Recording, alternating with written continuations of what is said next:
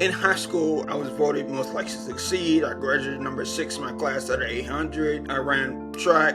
I played football, and in college I boxed. So I was like, oh, I got this life thing in the bag. And then it was that following summer, this is around 2014. I'm 20 at the time, and I went on to have a stroke that night into the morning. I recovered for the most part. That following September, I went to the doctor. My doctor came in and put his head down. He was just like, I don't know how to tell you this, but the mass is going back. They gave me fentanyl in the hospital. Once I was released, I was basically addicted to opioids. So Percocet, Fiorset, anything I got my hands on.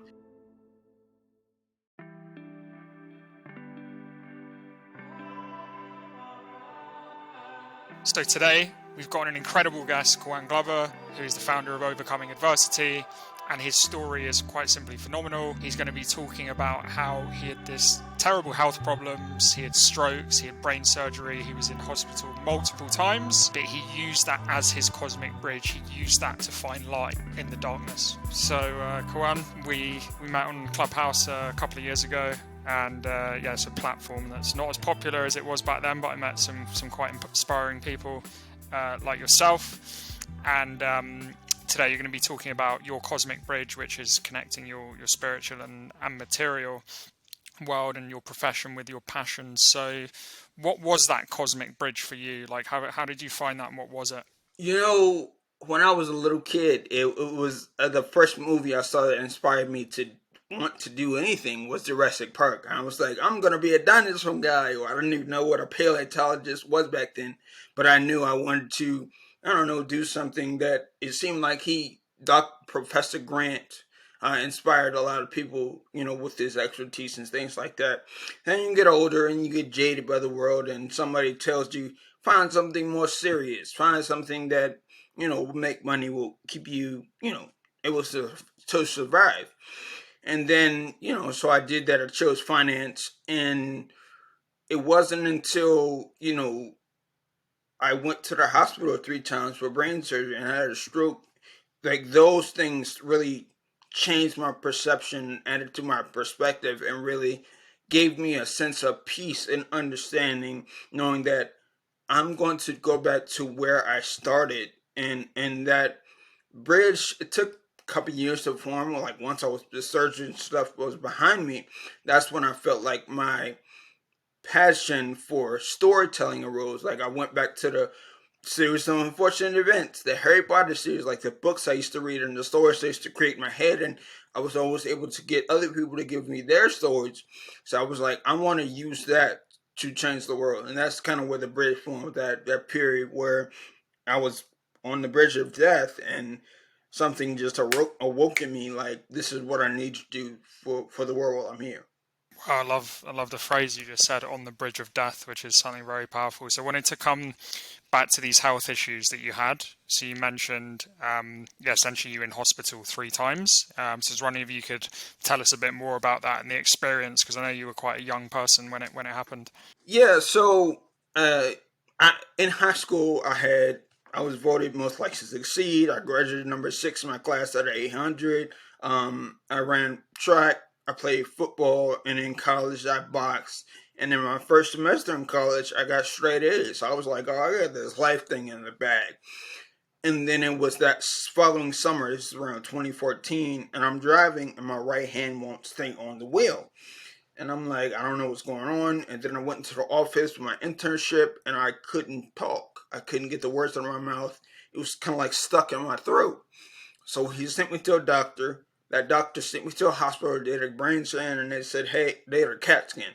And they said, hey, Mr. Glover, there's something in your brain that shouldn't be there.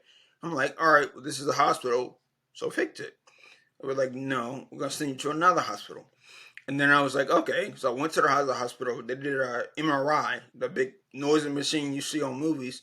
And when I came into that, it was like, hey, there's something that shouldn't be there. And I'm like, okay, well, I'm in the hospital. Fix it. They were like, no, we're going to send you home. Come back if it gets worse.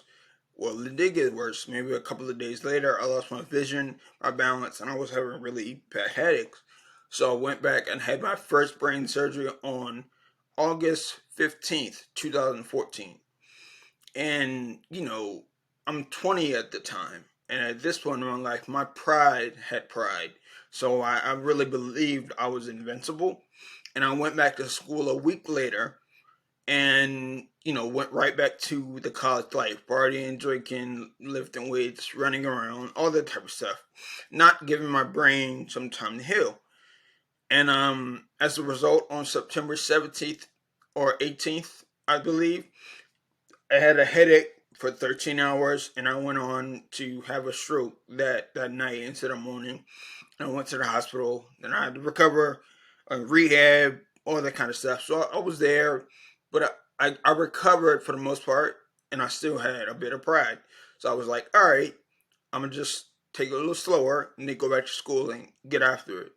And I did so, and then everything was fine. And then that following September, I went to the doctor, and my doctor came in and put his head down. He was just like, I don't know how to tell you this, but the mass is going back, and it's going bigger and faster. And I'm just like, yo, like I just dealt with this. Like this can't be happening.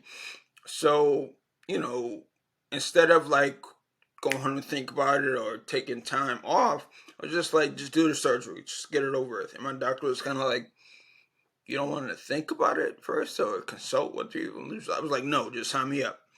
So the next surgery took place on October 1st of that 2015. And I was like, all right, great. Now I'll get to go back to my life.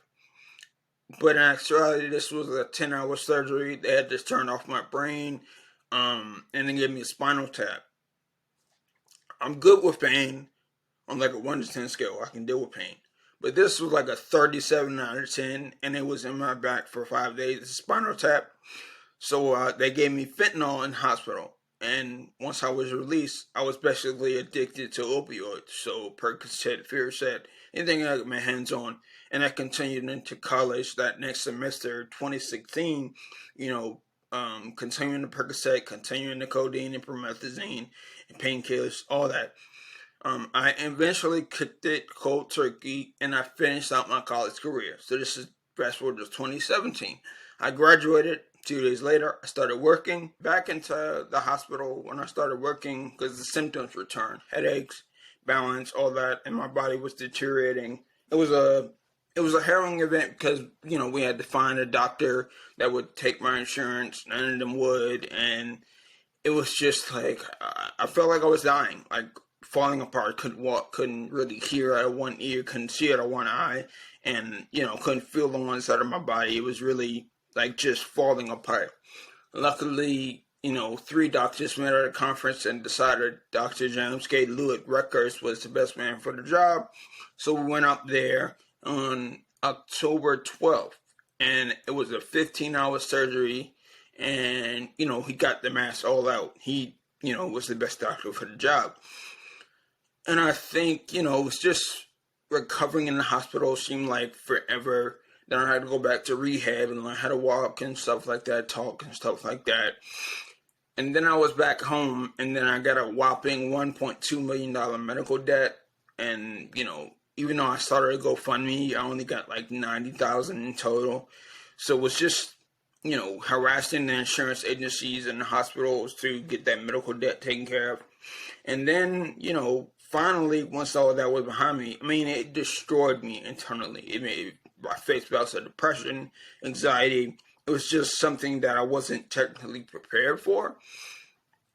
But having gone through that, I feel like it prepared me for any adversity I may face further in life. And then, somebody, I think my grandma was just like, maybe you should write a book. And I'm like, no, I just lived it. Why would I write a book about it?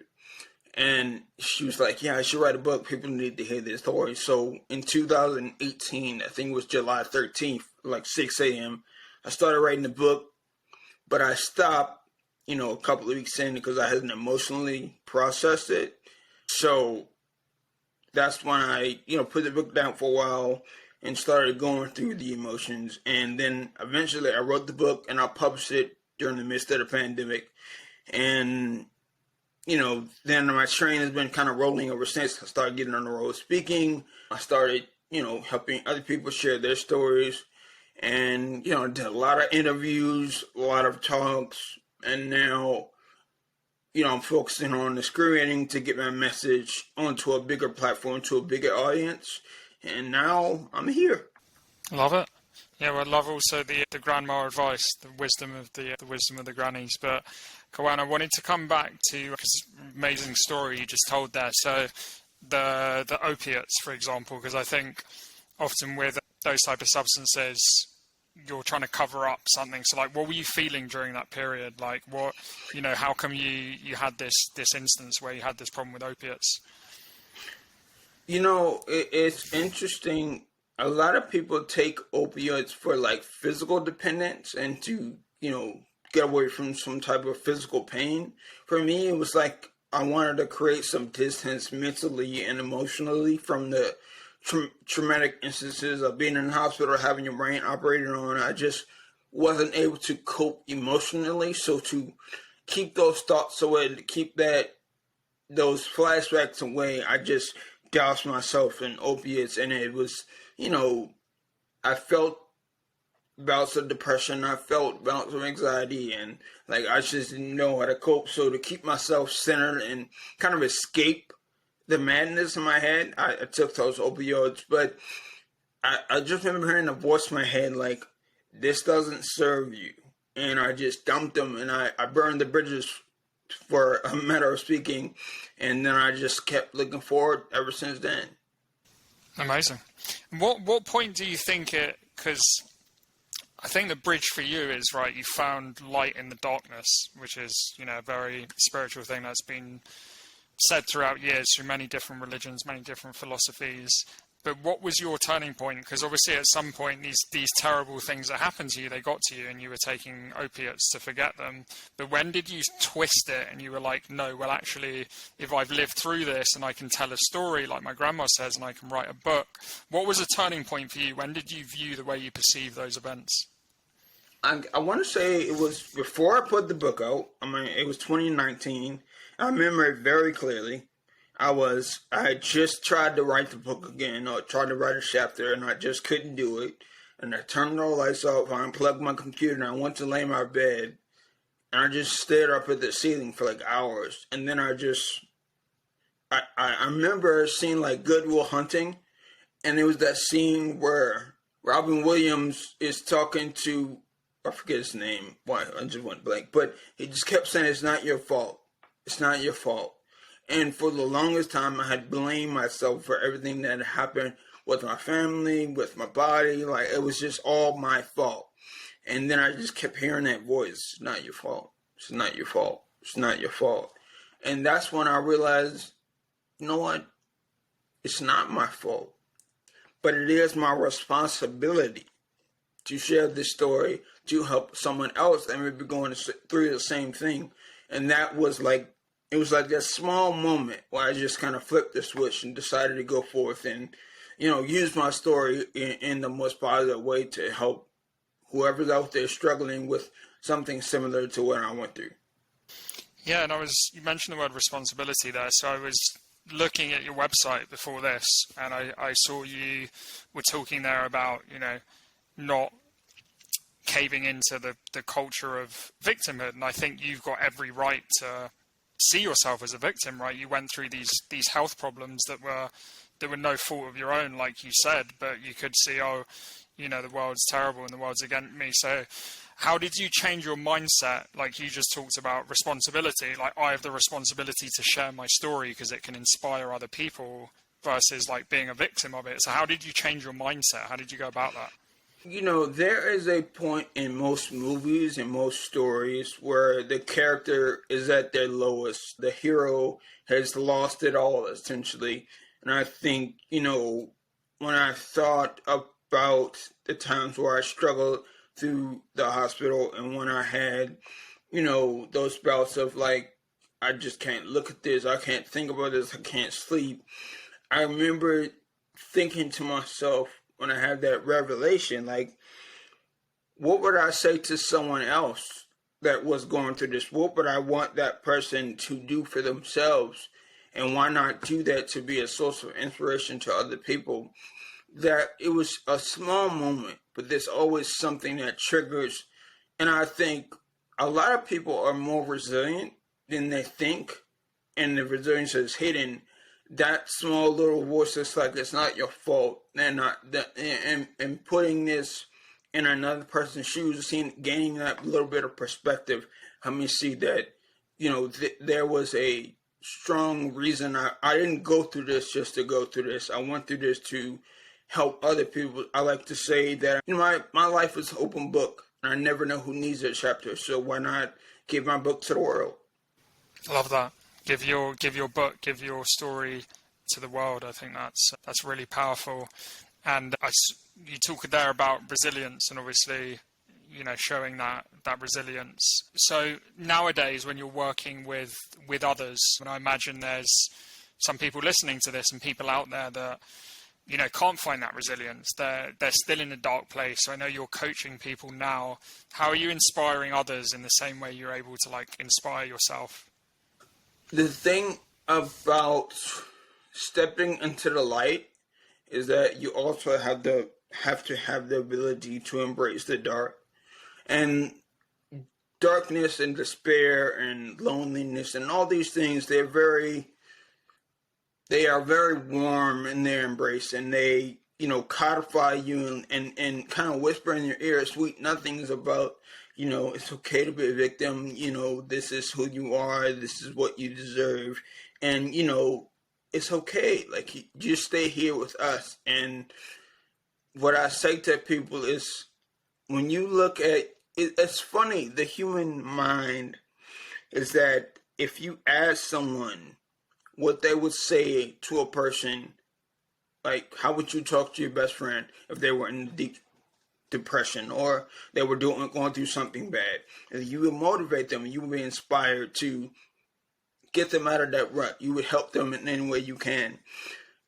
What I coach people in doing is, to achieve victory, you need to turn that back on yourself. Like, the same advice, the same nurturing, the same gratitude that you would, or same grace or favor that you would extend to another person, you extend that to yourself, because you can get trapped in that dark place and then you cycle and you just stay there. That's what a victim is, a person that goes through something and that moment is over. Then they're no longer a victim. But victimhood is when they go through something and they use that as their identity. They start buying real estate in the neighborhood of victims. What I tell people is, if you did not have this despair, if you didn't have this baggage, if you didn't have these dark things that kind of haunt you, what would your life look like? And they tell me, and they say, oh, I'll be doing this, and I'll be doing that, and I'll be here, and I would have this, and I'm like, that's the life you need to strive for, because this life will leave you behind, and it just takes so much more energy to dwell in the past than it does to strive for a better future. I always encourage them to be authentic, to go forward, and thrive. So just to clarify something you said there, which I think is super powerful.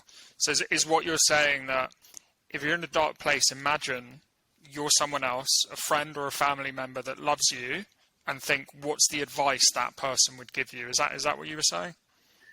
Yeah, or switch it around. Like, imagine what advice you would give to that family member, that friend, or someone in the dark place. What would you say to them? And then give that advice to yourself. And a lot of times we neglect ourselves, but shine a light on other people. It's time to shine a light on yourself, because the love you give to other people, it can be given to you as well, and that can be the same motivation or same inspiration someone needs to climb out of the dark. Like, I call it being at the bottom of the V, right? Like, you on this mountaintop and then you start falling, and then you're a victim and something happens and you get down to the bottom.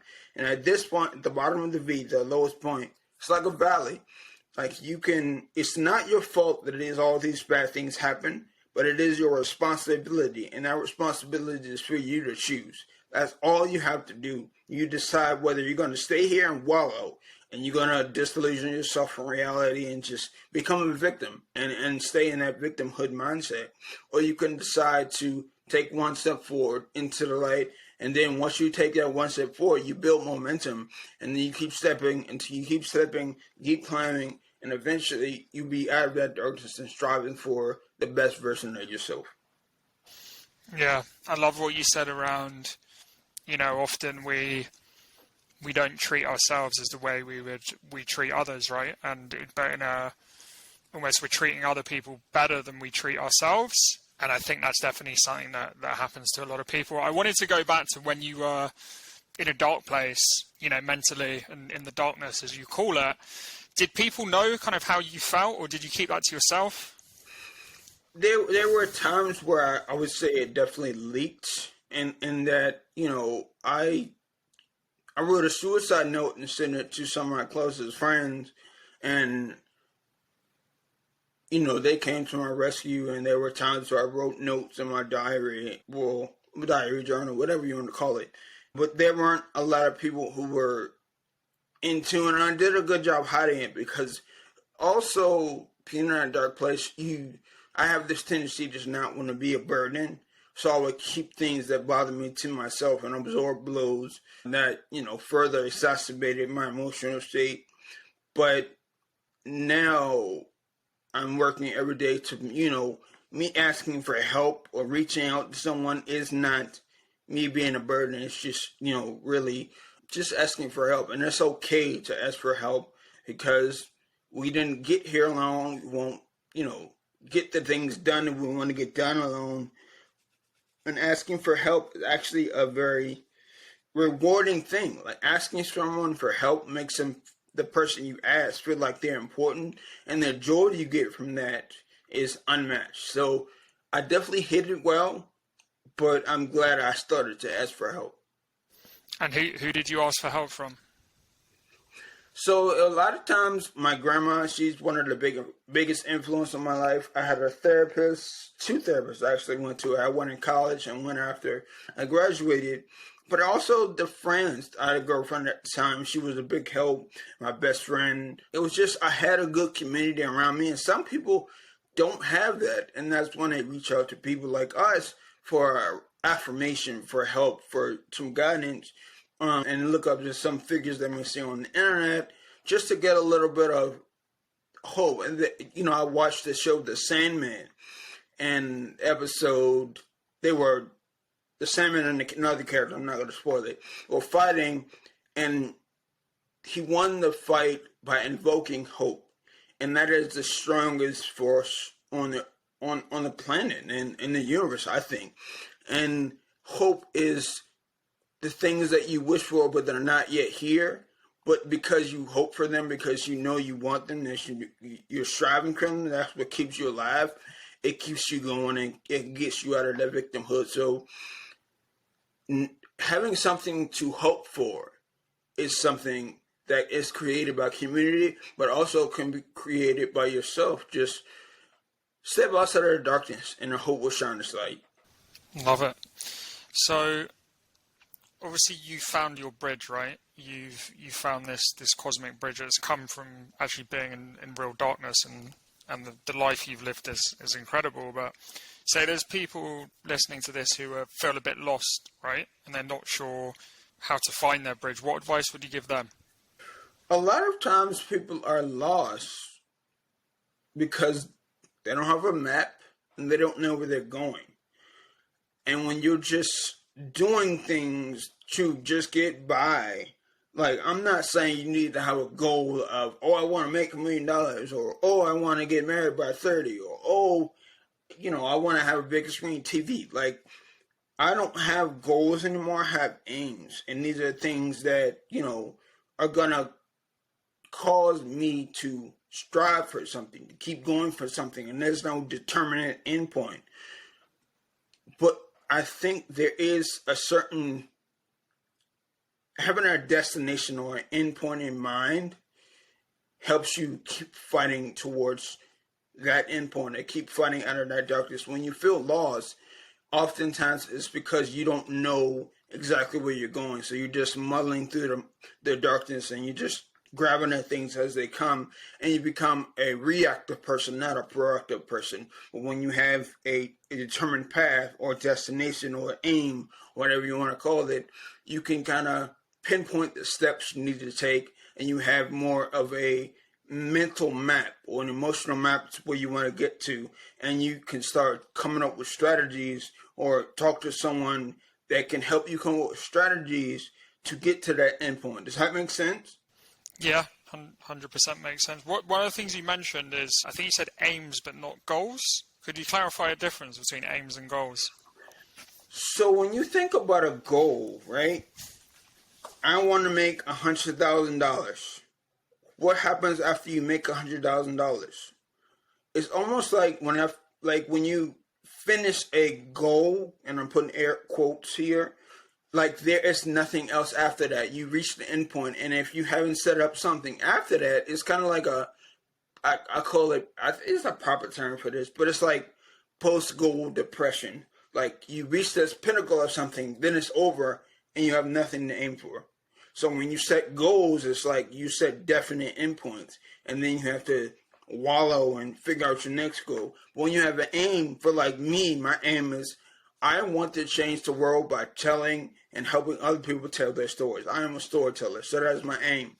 There's no endpoint for that. There is only things I can do to strive to be that, to be the best storyteller I can be. There's no definite end. Simon Sinek talks about the infinite game. Like life is an infinite game. There's no winner or loser. You just live it and survive, and at the end of it, it's over. When you have a goal, there's an end point, and that can really taper off your progress. Yeah, it's powerful what you said about the post-goal depression, and I've seen that so many times with people that, in inverted commas, are very successful and they have goals and they reach them, like you said, maybe a financial goal, and then they reach it and they're depressed because they're not, don't have aims, as you would call it, or they're not in love with the journey as well as the actual goal that they get to. So I wanted to come to like the work you're doing with people to help them overcome adversity and become better versions of themselves. So say someone is like in a bit of a rut and trying to become a better person, but how can they do this themselves, right? How could they apply some techniques to themselves that you would help your clients do? Well, one thing you want to do is create like an ideal avatar for yourself. Like, who are you at your greatest? In your mind, who are you at your greatest? What do you look like? What do you live? What kind of car do you drive? What kind of motorcycle do you drive? What kind of shows do you watch? What kind of podcasts do you listen to? And think about someone you look up to, right? Someone that has what you want to have, that does what you want to do, that you aspire to be like. What would they be doing in your current situation? Kind of switch yourself out for them and think about what they will be doing. Well, if you like for example, I look up to Tony Robbins, and I want to be, I want to lead seminars. I want to do what he does. Well, I know his morning routine. I would implement that because he gets a cold plunge, he does the stretching, meditation, things like that. So one of the easiest was is create an avatar for yourself, whether it's the person you look up to or who you want to be, and then kind of live as you think that person would live, and you'll start to gain momentum, and then it'll start to become something I've really been tapping into lately is 95% of our activities take place in the subconscious mind.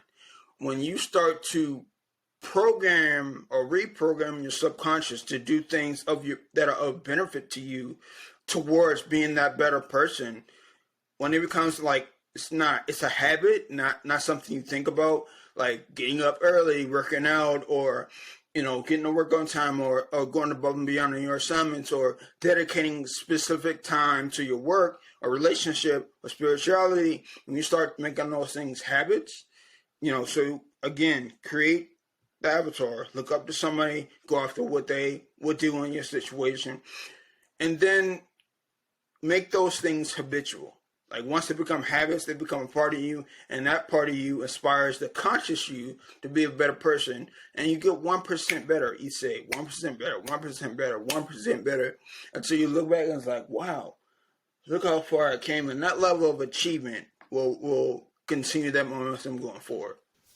So is what you're saying with regards to both the avatar and the habits and the subconscious mind, I'm just trying to put these three together, is that if you make habits like your avatar would do, eventually it's at a subconscious level going to affect you and you will end up becoming that avatar. Yeah, so once you create that avatar and you know what kind of life that person's live, then you're like when you the thing about I'm noticing about people is that when you ask your mind dumb questions, your mind comes up with dumb answers. When you ask yourself better questions, your mind comes up with better answers. So it's not like, why do I suck so much? Or why can't I get a job? It's like, where are my skills best suited for a job? Why am I better at this than that? And you start exploring that space. And then you start thinking about what habits or what person do I look up to, or what habits would a better version of me employ to explore those questions. When you start figuring those out, you employ them, like you actually do those habits. You don't just write them down. You actually have to start doing them. And over time, they become more habitual. And over time, you become 1% better and you become a better person in totality. Does that make sense?